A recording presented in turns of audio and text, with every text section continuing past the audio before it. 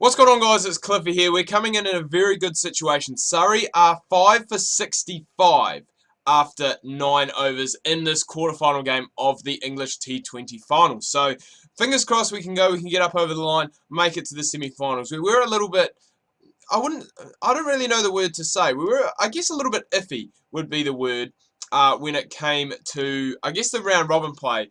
And there's another fine example. We did have good games. We had very good games, but then we had very poor games as well, where we just got absolutely tonked. So we're looking to go and just try and stabilise a little bit. Because as I said, it is very inconsistent the way we have bowled in this tournament so far. So we need to come up good in potentially these last 3 games if we are going to secure ourselves another trophy to the trophy cabinet. But today we are... Oh, I thought it was going to be LBW, but it has managed to roll onto the stubs. The stumps. Jason Roy, and I'm just going to get rid of this Skype message, otherwise it is going to potentially play up when I go to end the recording. But we do manage to get it in the end, out bowled. I thought it was going to be LBW. It did look pretty plumb. However, the ball did trickle back on to the stumps at the end of the day. So, really, that is what we needed. We needed that early wicket, and it just compiles that pressure on Surrey as well, because even though they do have 72 runs on the board, which isn't too bad, you know, going into the 10 over stage, because they are 6 wickets down, it is going to be very, very tough for them from here to go and set themselves up with a decent total. That's a great throw by the fielder. Top of the stumps, just like that.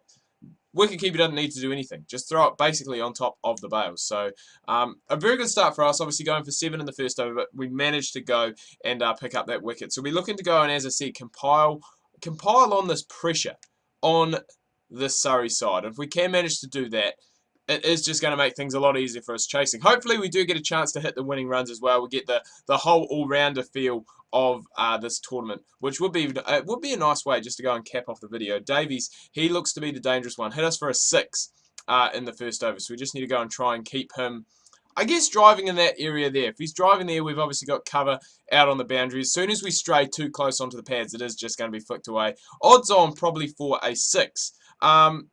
See, that exactly, that's what we want him to do. We want him driving in the air in that region there. So I'm going to talk about, I believe it was Thursday morning New Zealand times, IPL game, which was played between RCB and the Mumbai Indians. 2 teams that I guess will be, you know, middle of the pack teams. I think before this game, RCB possibly in 5th, Mumbai in 4th, or maybe 5th and 6th. I'm not too sure, but definitely towards the middle. Both teams really did need a win to go, and I guess propel their top 4 chances up a little bit. So RCB did bat first. They scored, I think it was about 150 odd for 4.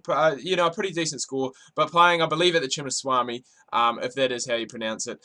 Not really, you know, the best score. A lot of people saying that past score there is about 180, 190, because we have seen scores, you know, of 230 there this season. So it definitely is a good batting track, and if you do get in and get right, you know, you can score big runs on it. So 150, probably not going to be enough, probably not ever going to be enough, and it wasn't enough. I think Rahul, who... he has had an incredible IPO, I must say. His wicket-keeping hasn't been totally up to scratch, but he kind of reminds me, you know, a little bit of someone like a BJ Watling or maybe a Johnny Bairstow for England. A guy who primarily is in the side. I mean, it is a little bit different between T20 and Test cricket, but a guy who's primarily in the side for his batting, and then, you know, is a handy wicket-keeper, I think would be the way to describe Rahul. I think, you know, Watling has kind of gone and excelled past that, and he is now, you know, a full wicketkeeper batsman, not a batsman who can wicketkeep a little bit. And yeah, Rahul is, I think he's slowly getting to that stage. He has had, you know, a few mix-ups and a few mishaps behind the stumps this season so far. But his batting has been ultra consistent. I think in the last 6 games now, possibly, he hit a 50 in this game here. I think possibly, oh, I was going to say hit and he could be run out. But I think, yeah, possibly, out of the last 6 innings, I think he may have had 5 50s or something similar to that. So he is in very good form. But his 50 wasn't enough. They got there quite comfortably in the end, the Mumbai Indians. I believe it was the combination of Pollard and I was going to say Butler, but Josh Butler, who were the 2 that went and got them up. And I think we have been saved.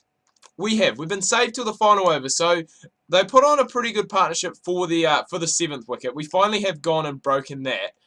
So we're just going to try and keep it tight. And I think if we can keep it under 140, it is going to be, a little mini win for us. And I think, not just in T20 cricket, but I think in one days as well, it does make a huge difference when, when you get to, that little bit extra. Like if your team's struggling in a one-day international and they manage to get to that 250. It's just that psychological landmark, I guess you would say, that just gets into the opponent's heads. Like, wow, they've finished off well. They've got up over 250. Or, in T20s, they've got up over 140. They've got up over 150. It is just those little... those little goals that you just need to go and set yourself. And if you do manage to do that well, then you can... well, it does make it easier. It gives you the psychological boost going in. It's the same as hitting a boundary off the last ball of an innings. It just gives you, as a batting side, heading into bowl, just that psychological advantage.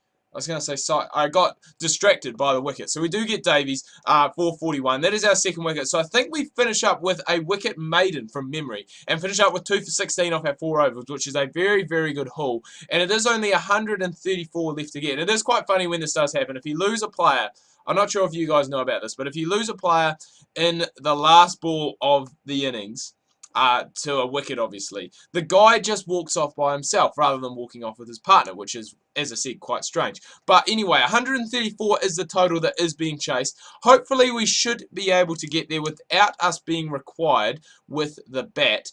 But it is going to go, I believe, down to the wire.